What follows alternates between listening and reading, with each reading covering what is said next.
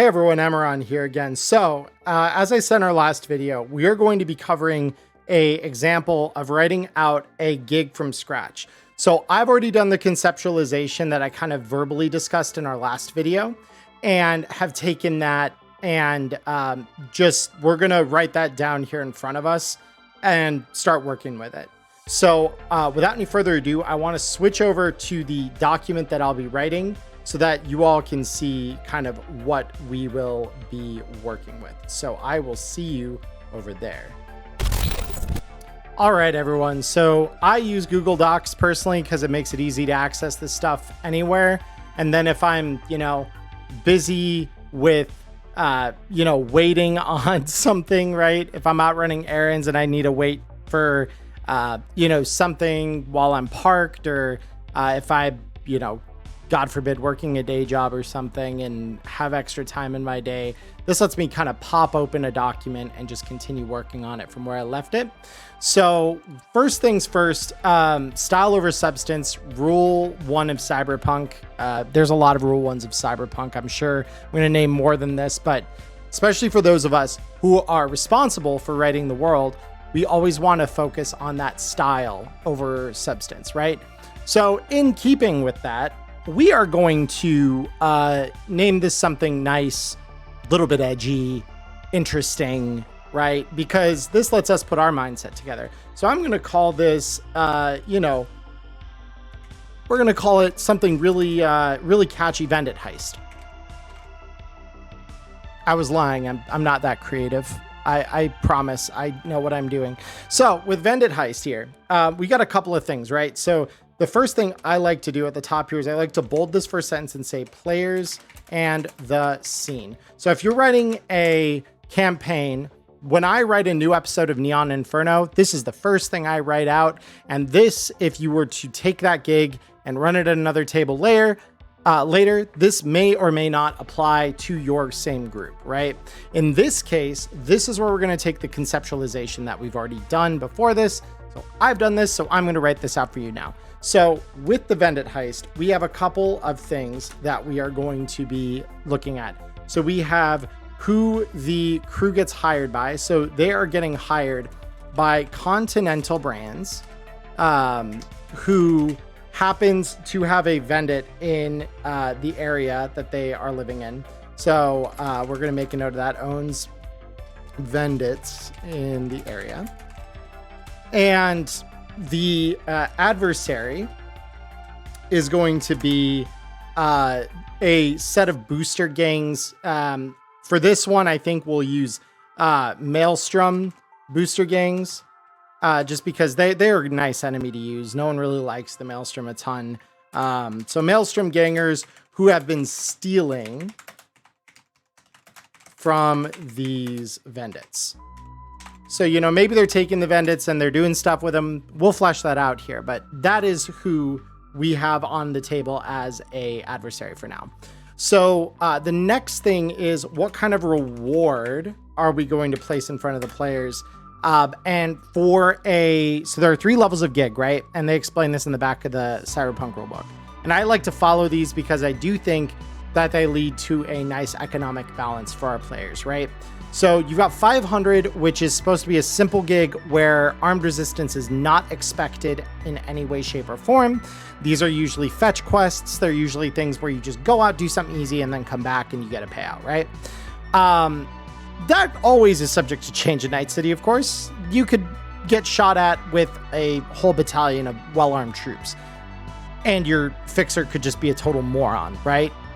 We have fun with that as a GM, right? We get to play the twist, right? And we'll talk about that in a sec. So 500 eddies is simple stuff where risk is supposed to be pretty low. 1,000 eddies is where some armed resistance is expected, but that the players should have a decent shot coming out on top of it and, not dying. And then finally, 2,000 eddies is what we would reward our players in the case that they are attacking overwhelming force. So the example I believe that the book gives is this would be like attacking a military installation or the equivalent thereof. So because this is probably going to be relatively low stakes, we are probably looking at this being a reward of about 1,000 eddies, right? Because we're dealing with a gang. We know we're dealing with a gang. We know that this gang has a propensity for violence, and this is just gonna probably be expected. And we get to determine, though, is there a bonus involved? Because sometimes there's a bonus objective and we can lay another like 50% of the original reward on top of that. So for this one, let's say if the crew is able to recover any of the lost vendits, they get an additional 500 eddies per vendit. So that is going to be like, this is the very bare bones, right? So what we've got here in front of us is the perfect beginnings of a gig. We've got the Continental Brands, who's our hiring group. We got the adversaries, who are the Maelstrom. We've got the reward and the objective to a certain extent, right? And so I am going to be just noting this here. Hiring, or hired by. Let's call it that, right? So hired by Continental Brands. Adversaries are Maelstrom. Now, this is my favorite part of this, is you never want it to be like super one-dimensional unless your players are into that kind of a thing. But I personally like there to be something interesting in the story. So I like to add something here called the twist. So what kind of twist are we going to play? Here's the thing. These have not been taken by the Maelstrom Gangers, even though the Maelstrom Gangers have been responsible for vandalizing them, breaking into them. They'll even show you footage up front as part of like the briefing at the start of the gig, right? But the Maelstrom Gangers have not taken the vendits from this particular area that Continental's sending you to. Instead, we have that instead of the Maelstrom taking the vendit, we have a tech who has taken it and can be seen looking at the most recent one placed there that the crew was sent to protect. And so this is what we'll develop into a more full-fledged idea as we start actually writing the gig itself. But this will allow us to now develop some additional pulling of the heartstrings. You know, make them hurt a little bit, make them cry. If you've made your players cry for the right reasons, not because you're a cruel jerk and, you know, stole their favorite puppy, but like, you know, you make them feel for the guy that they're against, right? We're going to develop this into something that does exactly that. So now that we've got kind of the players and the scene down, right? We're going to do our first, and I usually like naming these for the simplicity of doing this as like a framework. We're going to just name them what they are in the beat chart. So the first thing we have is something called the hook. So the hook here is going to be Continental Brands has contacted the crew through a fixer. And again, this fixer should be someone they know personally, right? Like this should be someone important to them. And so the Continental Brands has contacted them through a fixer, it can be any fixer, to recover stolen vendits that have recently gone missing from the docks in South Night City. So now in this sentence, we have defined better what the objective is, right? So we now know the area they're going to be in, so we can develop some things around landmarks there.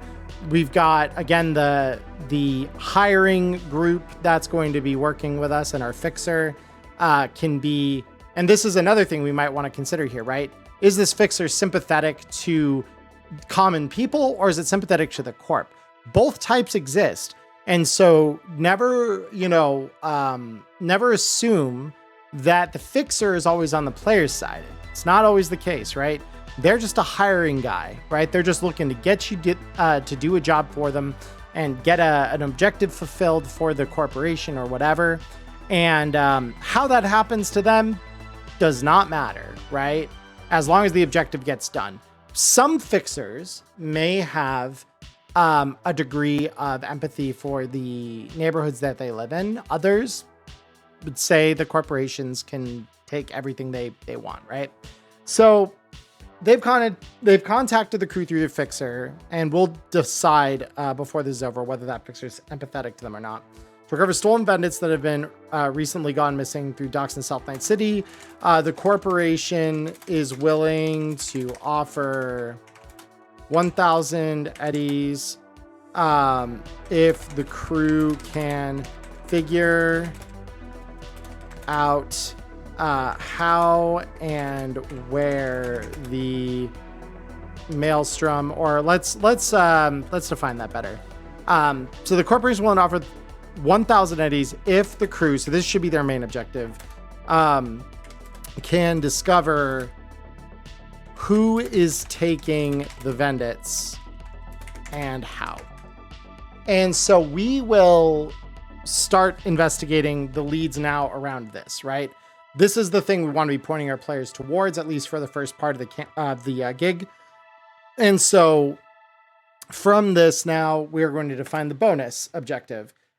If the crew can recover at least one of the missing vendits, the company is willing to add an additional 500 EB worth. Because this is the thing, you can also offer them secondary incentives, right? So we could either offer them just an additional 500 EB straight up and just say, yep, that's your bonus. You get money. Cool.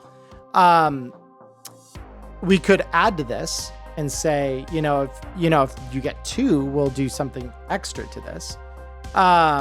So let's make it dramatic, right? Let's give the players a real big incentive, right? 1,000 eddies is not bad money. 500 eddies more is pretty good money.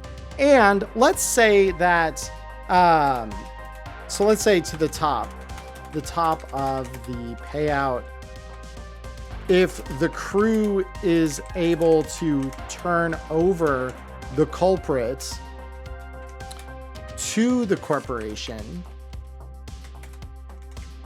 Continental will also cover their next month's food as not good, but as generic pre-pack. So this is going to look really shiny, right? Now your crew's got something to think about. So as we go through it, that bonus is what we'll use to tug their heartstrings, right? Because now they have to weigh their morals against, well, I could get, because remember, all your players are going to start eating kibble, which is trash. And it has the least number of bonuses to what they're able to do with their actual money. So if they cover them with good or generic pre-pack rather for the next month, they'll be able to do more with extra money that they budget, right? So they'll be able to, go out and do more things. So to them, this is huge. Like this would be a huge thing that they would, be looking at as street punks. They'd be like, all right, at least the corporation's willing to pay us good for selling our souls, So this is our hook, right? And we can better define this later. It's like the where, the who, and all of that. This is going to work for a skeleton for now. So now we're going to decide between the 2 kinds of progression steps within the beat chart, which beat we want to play. So my personal inclination here is going to be to probably throw them a red herring, right? So we're going to start by throwing them into a cliffhanger. So what I'm going to add to the hook here, because this is going to kind of make the cliffhanger make more sense, is we're going to say Continental is willing to provide the party or the crew with the location of the last vendit being taken.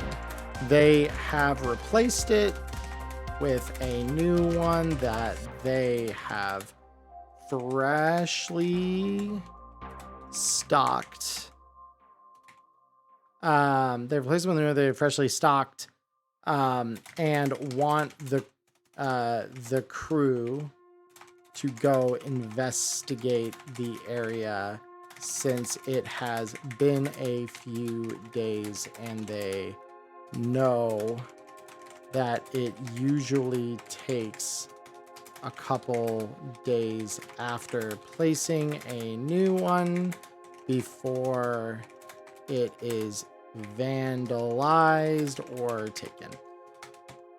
Cool. So we've got that added. So this cliffhanger now is upon, whoops, I need to undo my bold. Upon arriving, the crew will discover a group of maelstrom gangers oogling the choices inside the new bandit. So they're going to be looking over this, and you're going to get to decide kind of how you want to portray this as a GM. I know usually my favorite thing with gangs like this is to tell the group, you walk up on this group of gangers and they are, you know, making comments like, oh my, they have the burritos I really like. Wow, holy shit, they got raspberry smash this week. You know, stuff like that. Just a little canned dialogue. Give them a little immersion. And after a couple of these, they will turn to the party. They'll look at them and they will say, hey, what you looking at, fucking punks? And they will start getting aggressive because that's what the Maelstrom does. So from here, we have to define what kind of a contest do we want this to be, because that's what a cliffhanger is. It is a beat in the story that doesn't have a clearly defined outcome one way or the other as to how either the crew is going to resolve it, or once they resolve it, how that's going to kind of like lead them along, right? So now we have to kind of define, like, do we want this to be a combat? Probably wouldn't hurt for it to be a combat, right? So now we start thinking about, okay, what kind of mooks are these? You know, are they something that are probably high threat? Probably not.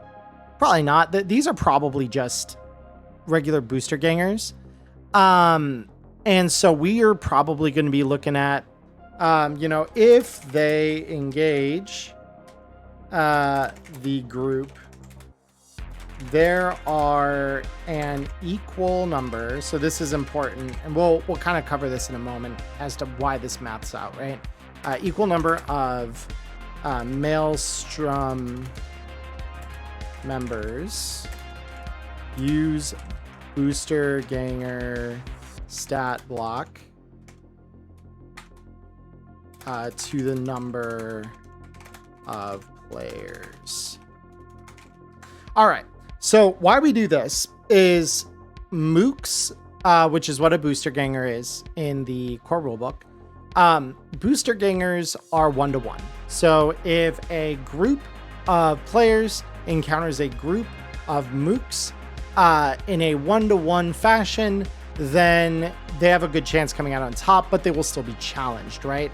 These aren't supposed to be things that are easy for them to overcome, but they should be something that won't kill them outright. You know, this shouldn't be a boss fight.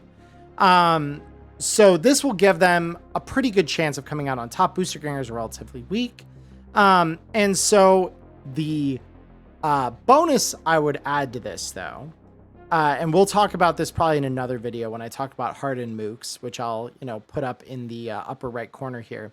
Hardened enemies in general are used when there are a couple of different criteria met. So if your crew meets the qualifications for hardened mooks, you could swap these for hardened booster gangers, right? Obviously, we don't want to do that unless we have a bunch of power gamers in our crew, because even regular booster gangers with enough lucky hits can kill people. But we do want to make sure that there's a challenge involved, right? So if they engage the group, there's this equal number of Maelstrom members to the number of players. So now we've said, you know, if they choose to engage, this is the number that are there. And so from here now, we have to define the stakes of doing this through combat or doing this through negotiation, because both should always, unless there's a good reason for one of them not to be a viable path, There should always be a path, but we have to define how easy or difficult either of those is, right? So these aren't high-ranking goons, so we can define that combat here is probably like low, maybe medium difficulty, depending on your party's composition. But if we define a social outcome, Maelstrom are borderline cyber psycho. Like, that's their whole shtick. So negotiating with them is probably gonna be a little harder, but those crews that are more socially inclined, like maybe you have a rocker boy in your party, or maybe you have a fixer in your party, you might be able to negotiate with these guys, or maybe bribe them off, right? Like, you maybe have a little money left over from your character's creation, or maybe they have an item that's particularly valuable that they don't mind parting with, and they can bribe these guys off. So we're gonna say if the crew wants to negotiate with the gangers without resorting to violence, they have to pass an appropriate social skill check at a DV 17, we'll call it. So here's the thing that I have here, and I keep this handy. You probably all see this in Neon Inferno. This is my handy dandy GM screen. It's got a lot of neat references. And one of the things it gives us is there's a general difficulty chart, which, to comply with Artel Saurian, needing people to buy their rule books. I'm not going to disclose here. It might be an easy mode. If it does, I'll post it on the side of the video or something. But what we're looking at here is for a professional. So if it's difficult, it's a DV15. So we may want to consider that here. Professional is a DV17. I'll lower this to a DV15.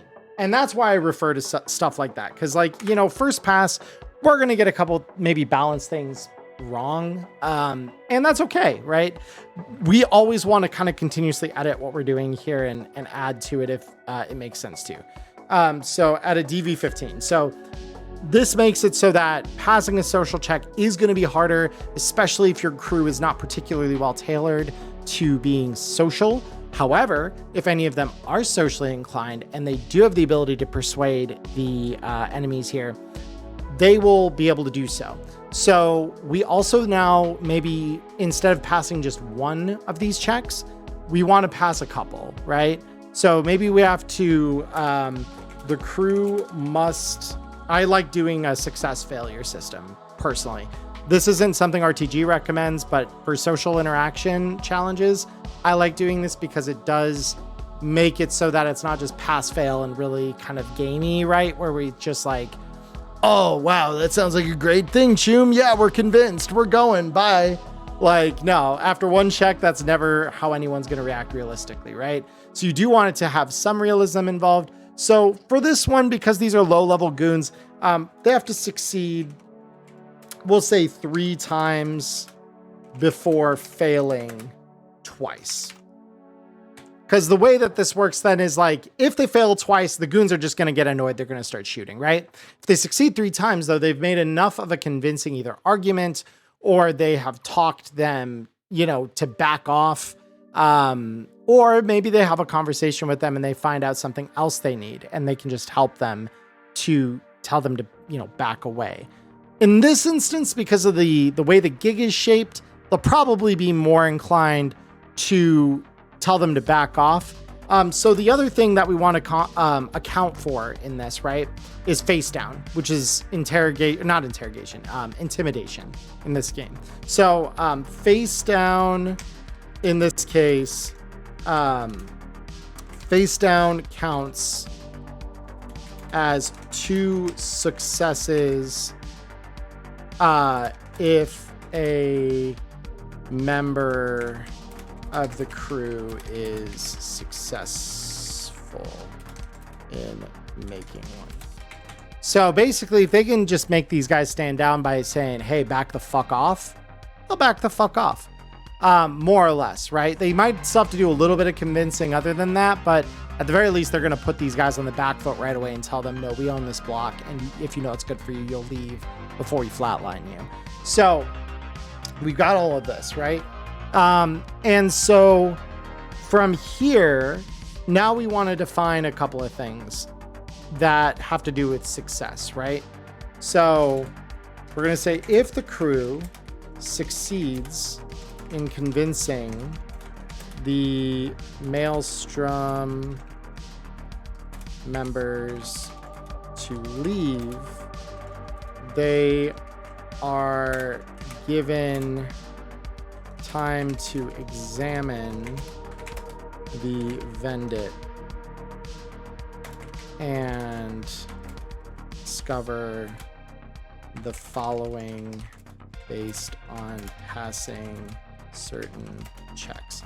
So this is something I like to do whenever we have an investigation on our hands. Whoopsie. So whenever we have an investigation on our hands, what I like to do is basically create a bullet list of like all the skills you could use to discover something. So we're going to start with a DV13 basic tech, because that's, we're kind of looking at this. Vendit. The crew can see, or can, let's say, investigate. Oh, there it goes. The logs and camera footage of the Vendit without triggering its defenses. Because all Vendits, for those of you who do not know the deep lore on Vendits, they are powered by a thermal battery that is designed to last for around 5 years, and they have a flamethrower installed. So if you break glass, you get charred, and they will do so indiscriminately. So this check lets us access some of the stuff that Continental maybe would have their technicians examine without triggering the defenses. Not like we're trying to break into it, but this gets us a little of the technical detail. If anyone succeeds in doing this, they are able to see the image of a tech that is closely examining the Vendit from a few hours prior. The tech has also left a bit of code in the system along with some kind of kill switch that is discovered under the item selector panel. So the way I would probably narrate this as a GM, because again, this is kind of how I would write it from my view, because my players just get to hear how I describe this. So if my player succeeds in beating a DV13 basic tech check, I'll say, all right, so you gain access to the technical logs of the Vendit. And as you go through that, you can see the image of this tech that's standing there, and they have, you see them kind of shim something into the system just below where the camera shows, which you can see as you're looking at the face of this thing is the panel where you select what item you're looking to purchase and slot in a cred stick or money to pay for the goods. And so investigating that a little further, you're able to jimmy the lock open on the same check, and it allows you to see that what they've installed is some kind of really basic kill switch that will shut the machine off and sever its connection to the thermal battery that it's connected to, and also therefore disabling the defenses. And so this doesn't tell us the whole story, but we do now have a tech, right, that we now know about. So let's say that we don't have a technically inclined player in the group, right? So let's now look at let's call this another DV13, right? DV13 conversation check. So with this, the crew can talk with some of the locals who have now returned to the street after the Maelstrom gangers have either been killed or have run. they talk about, or let's be more specific here, a local shopkeeper who runs a bodega across the street tells the crew that they saw the tech shortly after catching a taxi ride to somewhere. You know, so now this gives our crew somewhere to investigate. He points to the south and mentions that he overheard the tech muttering something about a job at the docks. So this gives us our next place to go, right? And it sets us up for a little bit more investigation, which is what we'll talk about next, is the next beat we're going to do here. So each of these beats, by the way, because I didn't mention it before, each of these should take up about 30 minutes between introducing the concept, letting your players play around or do the combat in there, and then moving on to the next one. So obviously in Neon Inferno, my beats are not half an hour usually, unfortunately. So if you look at my gigs, understand that my crew is a mixed experience level, and some of them like digging, and some of our combats take longer too, because I like introducing really big combats. So your mileage may vary with the 30-minute rule, but that's just generally kind of like what the book tells us. And so it's definitely good to bear in mind that that's kind of our standard that we're looking at here. So let's add one more skill check here. So now let's go one step beyond this, right?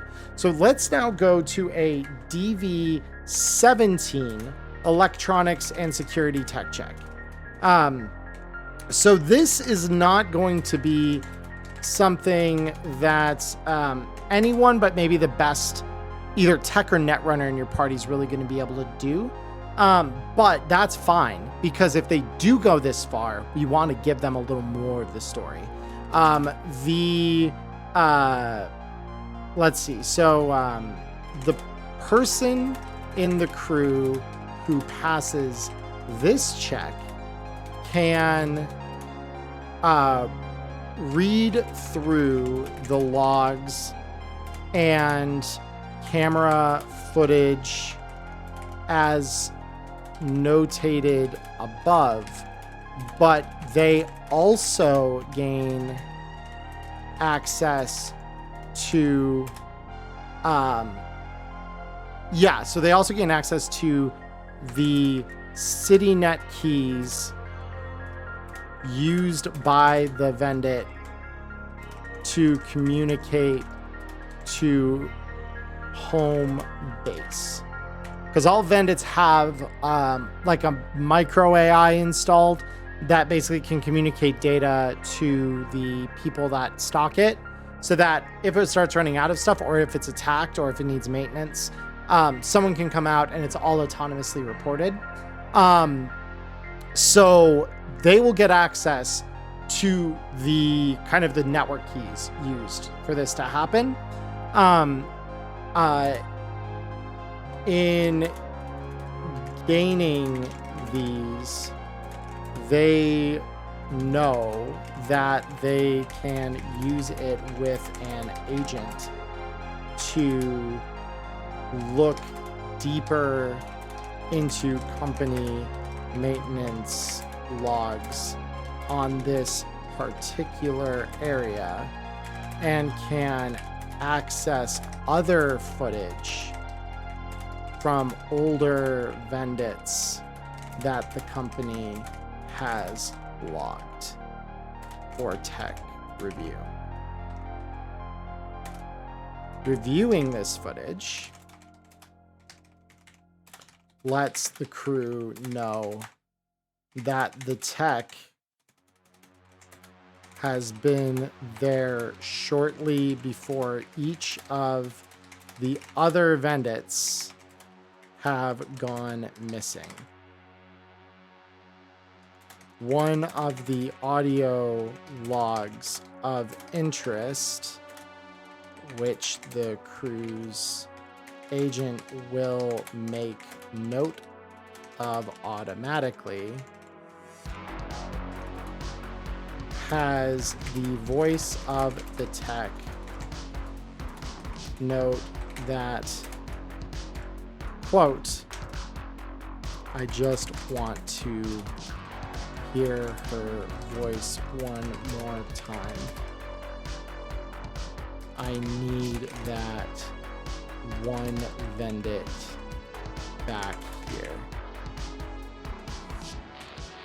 And so by doing this now, we've laid a couple of other seeds. So now, instead of just knowing that this tech has, done something to jailbreak the Vendit and make it inoperable, now we have a little more context, right? This guy has got something personal with the Vendit here in this area. And each time the company's come out and replaced it, it's not actually the Maelstrom gang that locals told the company are, usually hanging around those Vendits and causing trouble for the community. It's this tech. And so now we have an increased incentive to go find this guy and figure out, okay, what is his deal, right? So if we kind of combine the information here, we can, and I'll even add one other thing here, because honestly, if they make it this far, they should have most of the pieces to put together what comes next, right? Another image that the agent makes note of shows the or let's say another video file that the agent makes note of shows the tech catching a taxi heading south from here.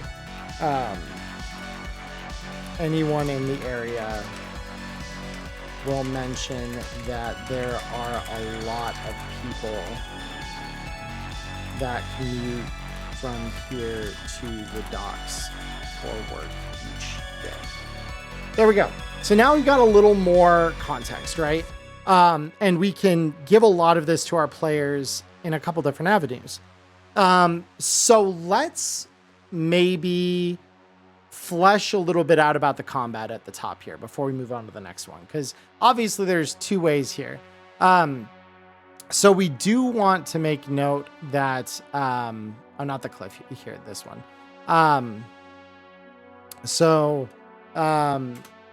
If the crew has to fight the Maelstrom, then they gain access to one of their agents at the end of the fight that isn't secured, that reveals that this group just got excited that a new Vendit was installed after the previous one went missing. All right. So basically what we want to try and reveal through this is that, like, the Maelstrom gang isn't conspiring to take these things. They're just excited because they're like, man, they've got the good stuff in this one now. Man, it's been a while. Like, that needs to be the emphasis here. Is like, these guys had nothing to do with the Vendit robberies, right? And then, we can amend this in killing or convincing the Maelstrom members to leave. Yeah.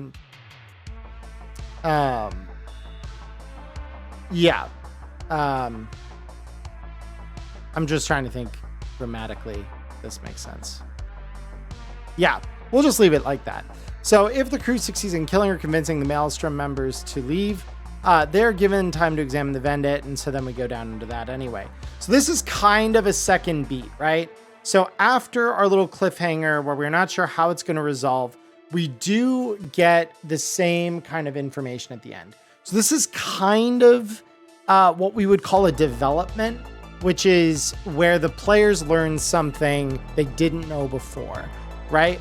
And so we do want to expand a little of this, because this is more just like the success of clearing this beat, is now we get access to this information, which leads us to the next beat. So next we are going to go here and we're going to say development. And so some of these will be like, if you look at Cliff, this is usually cliffhanger. But so you might see these abbreviated. So we got cliffhanger and we got development. So this is sometimes, like I did, abbreviated as Cliff. And this is usually abbreviated as dev, DEV. However you write it, it's your writing. But it's good to kind of keep your mind straight on like where you are in the alternation here. So we're going to do a development beat now.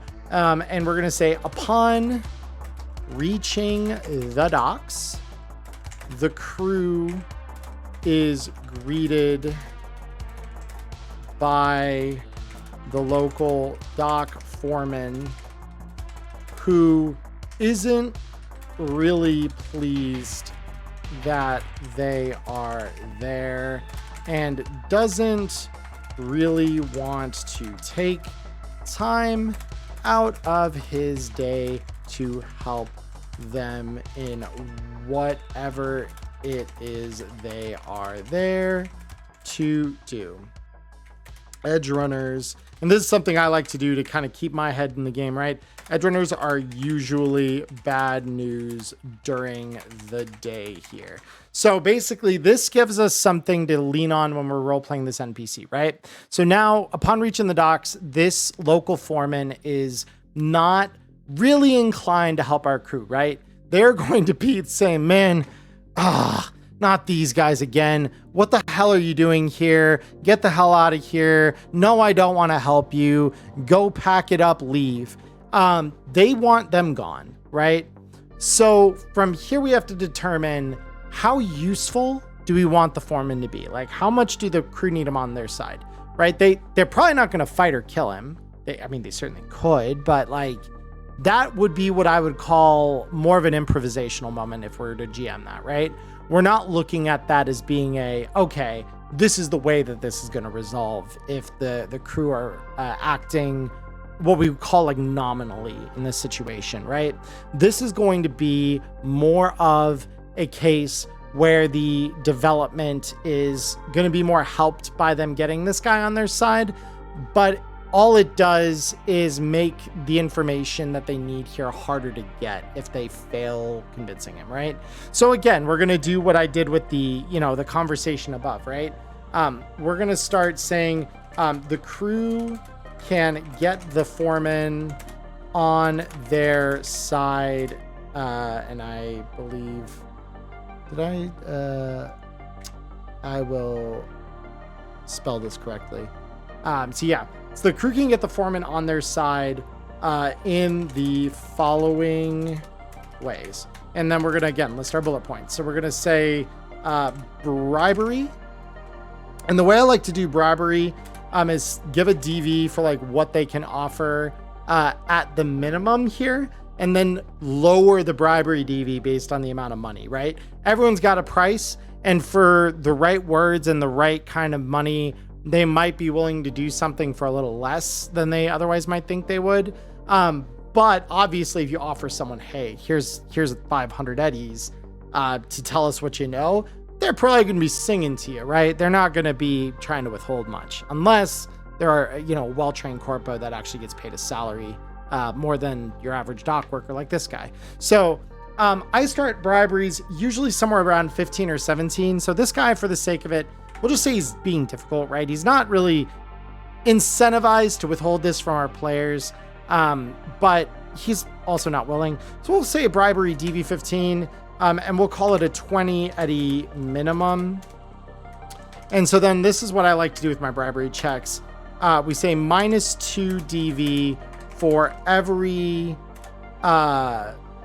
20 EB offered beyond this. And so with this, the way I like to GM these is if the crew rolls a bribery check, and they offer an amount that is not enough to get him to convince him, he will tell them like, hey, that seems a little low. I might be a little more incentivized if you offer X amount more, right? And that'll follow this kind of development, right? So like maybe they don't roll particularly high, but they roll high enough that like they beat a DV11, right? Let's say they roll a 12 instead of the 16 they need, right? So to get him to DV11, he says, you know, I need about 3 times as much if you want me singing anything to you. And then if they offer him, he'll tell them, right? So now we get to see, what do they earn? So the foreman does know the tech if the crew shares their image with him.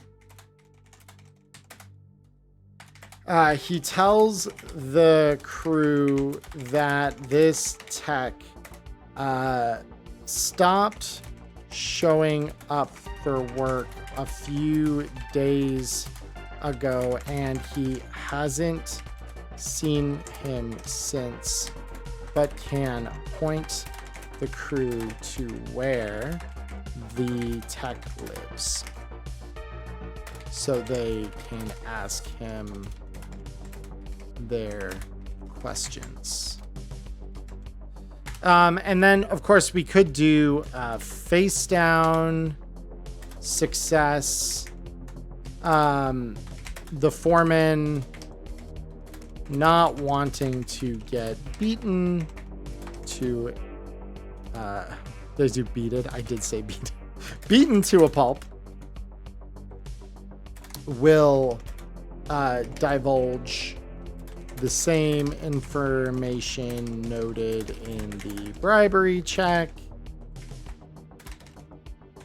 And then we'll make it a little harder here. We're going to say, you know, you need a little bit of professional persuasion, right? So we're going to say persuasion, DV17, the crew gets the same info noted in the bribery section. So there's probably more elegant ways to write this, but this way I get to like list down all 3 of them. So that way the crew has some, you know, examples and it's easier. This is a little more readable for me. So again, this is how I take my notes. Yours may be different. As long as the elements are there, you'll have a good time. So, we are going to, there was something I wanted to add. So we want to add a failure condition. So, in the following ways, if the crew fail 2 of these, the foreman will not talk to them further and will tell them to go bother someone else. So I am going to do this because we'll just put this below here. Yeah. So, the crew can then attempt the same checks with a +1 to each DV against any of the dock workers who have even less patience for the edge runners.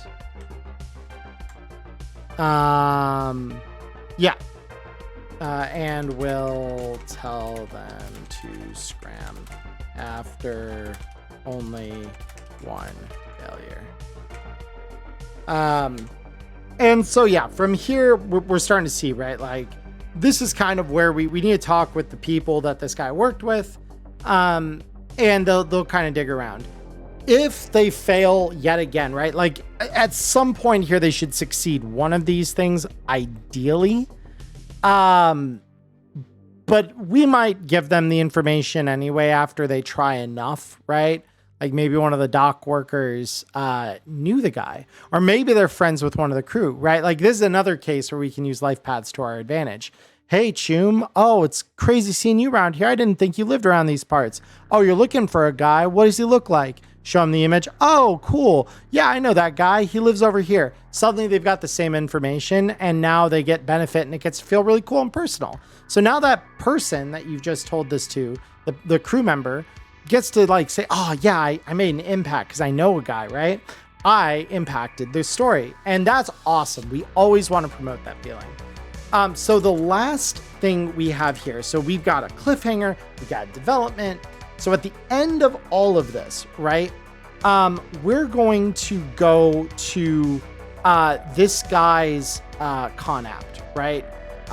And we're not actually, it's not a con apt. We're going to have it be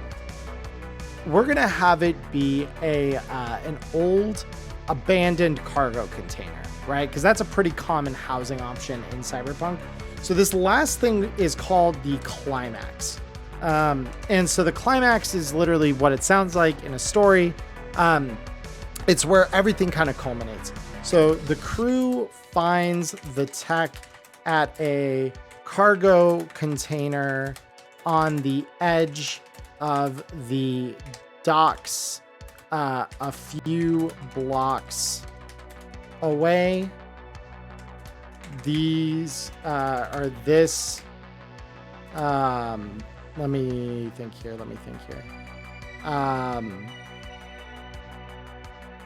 Yeah, I might need to think about this a little more. I'll be back in just a sec.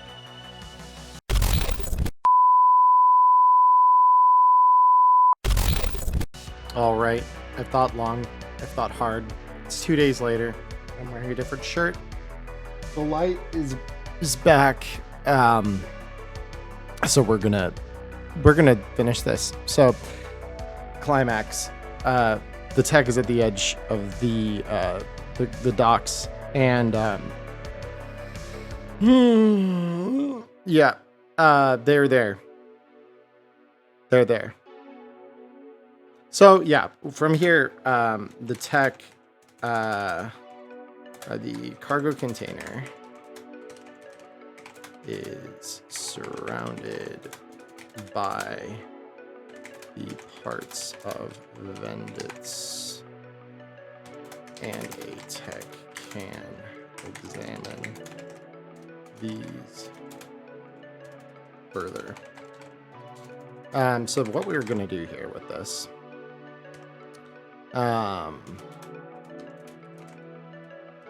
so I will explain here in just a moment after I type this all out. All right, so this is what we're doing. So when we set up a climax, essentially what we're trying to do here is like finish the stakes of the gig, right? So we've got the crew finding this tech.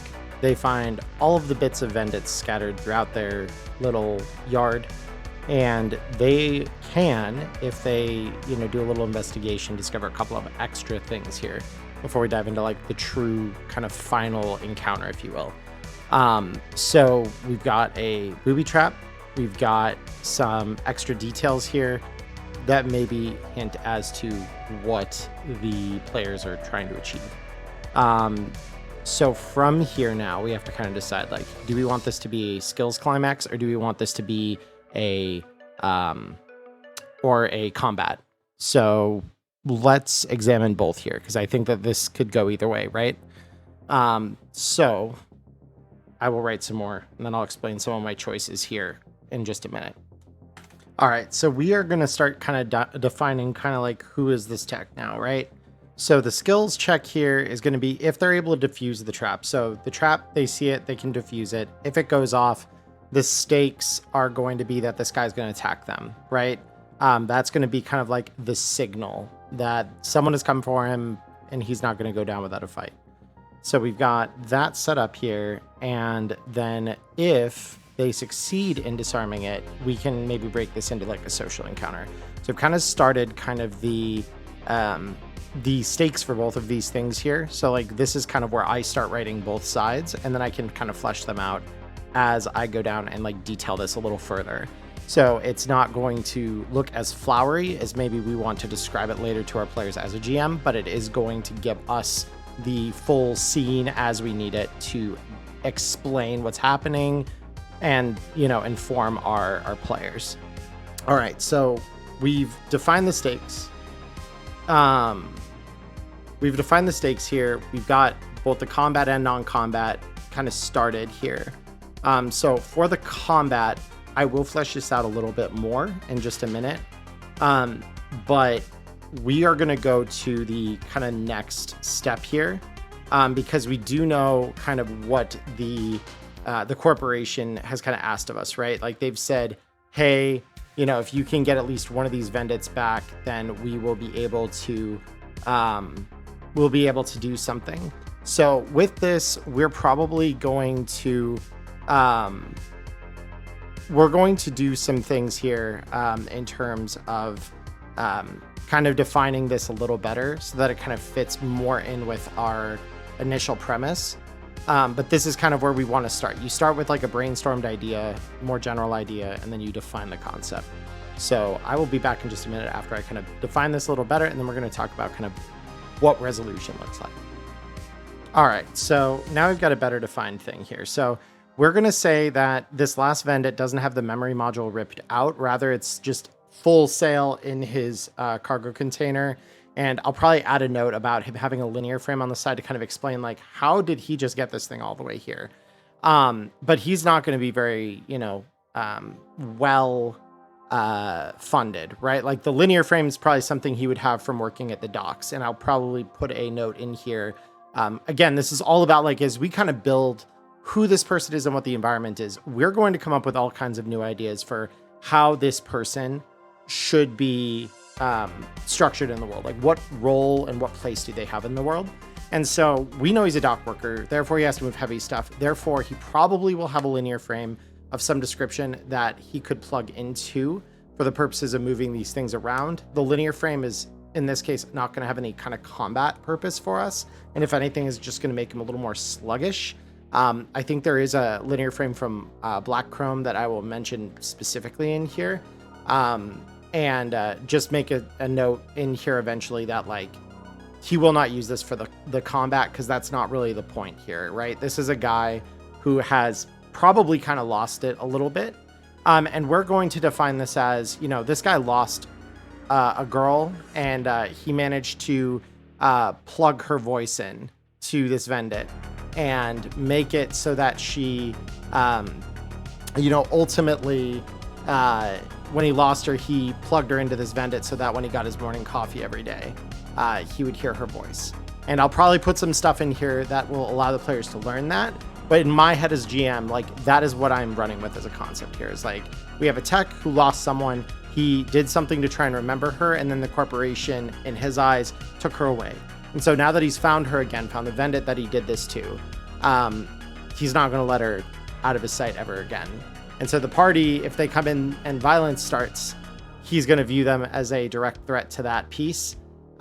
If they come in, though, and they're gentle, they might be able to talk him down or say, dude, you've got to get help. Like, this is not okay. So that's kind of where we're building those stakes around those concepts here. So the crews explode the trap to come out. He says, I found my piece. I will not be prisoned without her again. And we'll attack the crew. Right. And so hearing this, you know, this part of it, if they disarm it, they can have a conversation with him, and we'll probably break the stakes down similar to kind of how we did, you know, up in here and up in here, where we're like trying to learn some things. Those will probably just break down to another list here.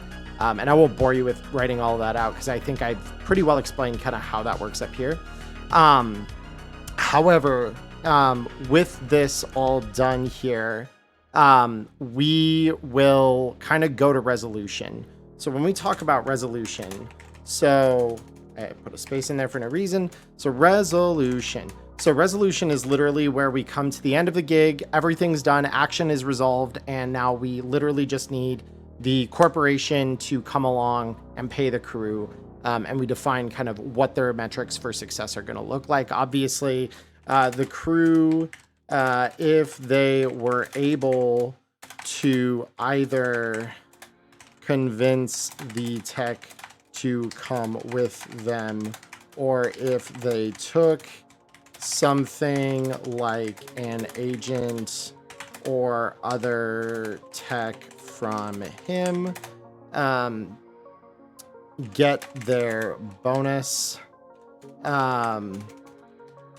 They are able to tell the corporation in any case where these vendits have gone to, and unless they left the tech alive.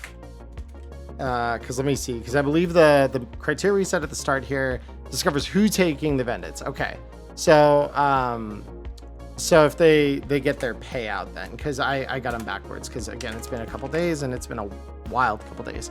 So if they were either able to convince the tech to come with them, or if they took something like an agent or other tech from him, they get their payout. They're able to tell the corporation in case where these events have gone to, and unless they left the tech alive and able to do so, are able to move the vendit that they still had whole, they can give this intel to the corp, who a few days later goes to claim it and wires the crew their bonus. So yeah, so this is something that we would need to track on the side, but basically they'll get paid 1,000 eddies as long as they're able to prove, hey, we killed the guy, we like dealt with the guy is gone, he's not a problem for us anymore, or you know, they've convinced him even maybe to come with them, and now the corporation can just take him into custody,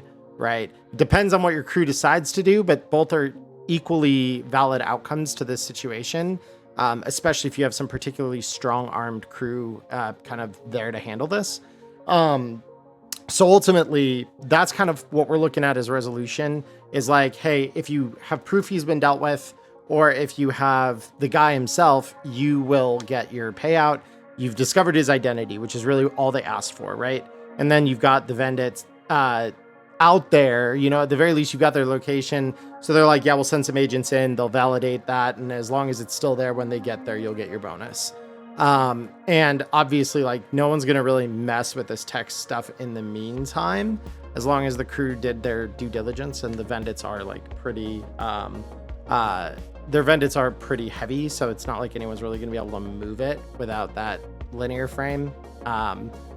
So yeah, ultimately that's kind of what we're examining, right? Like, that's all the stuff we're putting in the resolution, and that's kind of how this is going to work out. So yeah, with that, I'll probably clean this up, finish edits on this, and then I'll post this link in terms of being able to, you know, let you all run this at your tables.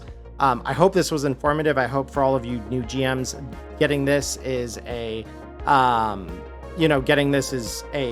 useful tool. It's a template for you, and that it helps you be more familiar with the role as a GM. But yeah, ultimately that's going to do it for me. I hope that if you found this informative, you leave a like, comment below. Those GMs who maybe have some opinions, especially on the final written piece.